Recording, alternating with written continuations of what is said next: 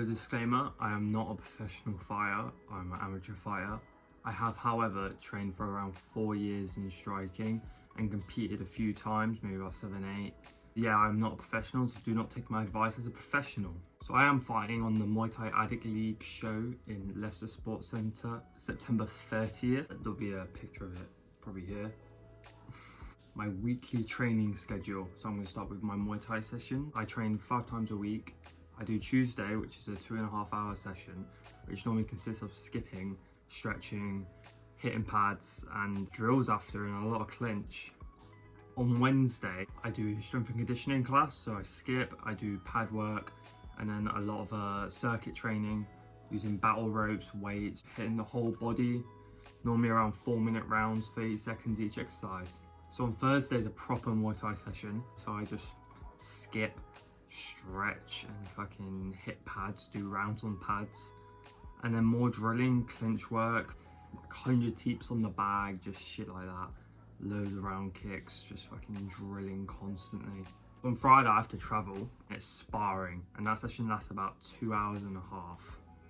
So yeah, that one's pretty intense. Sunday is the hard one, 3 hours, just brutal. It's like half-hour skipping, half-hour stretching, and then just pad work, drills, just fucking hardest fucking day, solid, like you feel like you're gonna fucking die sometimes, especially when it's hot. So yeah, that's all my Muay Thai training schedule. I'm gonna move on to my other types of training I do now. So running, road work, the hard shit when you do that with the Muay Thai training. So on Monday I run like 5 to 6 kilometers, pretty much as hard as I fucking can, like 100% max heart rate most of the time, maybe 80 to 90% heart rate, which I track all on my Whoop. Not sponsored, obviously. Because I don't train Muay Thai that day, I go pretty hard when I run.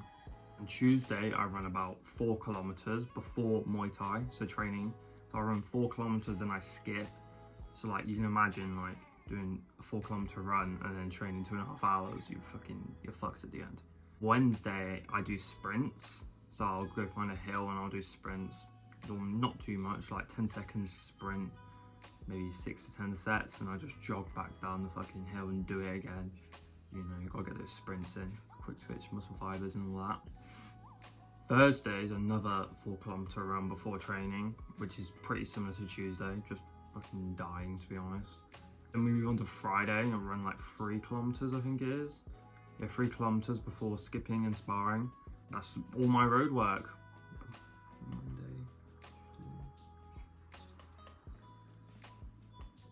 Yeah, that's all my road work. That's pretty much my training routine. It probably averages about 12 hours actual training a week, not including the stretching. So 12 hours on my heart rate being elevated. Bearing in mind I'm normally in zone 4 to 5, which you'll see later on my Whoop. It's pretty intense. If you imagine doing 12 hours, high heart rate, yeah, you're fucked, mate. So moving on to recovery, because obviously you can't train fucking hard all the time and not think about recovery. Mate, when you go to train next time, you're fucked. You're not gonna be able to fucking get the most out of it. So I've been using the massage gun recently. My girlfriend bought it and I stole it off her because she never uses it. I just use this like 10 minutes a day, every day. Just put it on wherever sore, some neck or whatever, shoulder. It's fucking amazing, man. Just buy any massage gun, just fucking do that. It really prevents injuries because I end up with fucking quite a few injuries. So this prevents them. So the next recovery thing I do is ice baths. Now, I don't actually own an ice bath and I don't have ice. I used to use the HelloFresh ice that you get with HelloFresh packaging. You get a bag full of ice, I just put it back in the freezer every time, put that in the bath. But most of the time, if you just get a bath, fill it up with cold water, get in it, that shit's normally cold enough to make you shiver. So I do that every morning. First thing I wake up, 4 to 5 minutes. I don't think it's worth buying a fucking ice bath if you already have a bath. You'd be surprised how cold it is, like just filling up a bath with just cold water. It's fucking cold, mate. Yeah, try it and you'll see what I mean. So stretching, obviously, I probably stretch on average like 20 to 30 minutes a day. So I normally stretch after the warm up in training. Always do it, always stretch. While I wrap my hands. It's another thing, always wear fucking hand wraps or you're gonna fucking break your hand if you're hitting pads hard. So I always wear hand wraps. So when I'm stretching, I'll stretch. in my position, just yeah, I always just focus on whatever area is tight, and I'll stretch that out mainly, just because fuck getting injured, mate, then you can't train.